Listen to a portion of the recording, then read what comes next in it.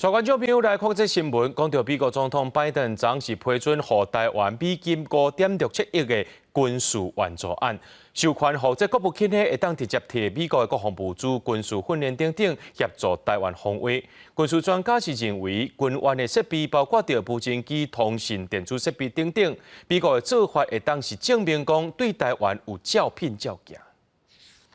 面对全球包括俄乌战争以巴冲突，抑个台海紧张关系，为了强化对盟友的协作，美国总统拜登4月份签署一份法案，并变做法律，通提供几亿美金的协助，予乌克兰、以色列抑个台湾。拜登29批准一项对台提供5.67亿美金，差不多代表180亿的军援案，授权国务卿会当用军事物资、装备等协助台湾。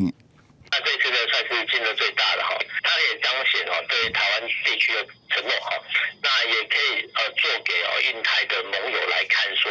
我美国的承诺是有效的哈。专家认为，军援装备包括无人机、通信、电子设备，抑个包括军事教育训练，嘛强调美国的做法显示对于台湾的承诺，嘛予印太盟友的鼓励。我们可以说都是因为台美的互信，它这无人机很可能是类似弹簧道这一种的自扎攻击无人机，可以快速的提升台湾的防卫能力。面对外援的支持，台湾嘛持续强化民力。总统赖清德顶礼拜主持全社会防卫论政委员会头一场会议，讨论目标，充实包括替代役等40万民力的训练甲运用，撮合外界质疑，伫培养民兵以防台海战争。范围呢，大概有牵涉到3个法令，第一个是民防法，第二个是灾害防救法，第3个就是替代役的管理条例。所以民力的部分就是说，最主要的功能是维持我们社会跟政府的正常运作。内政部长刘世芳讲，无虾米40万民兵，民力是为了维持社会甲政府正常运作，以及卫生设备的防卫，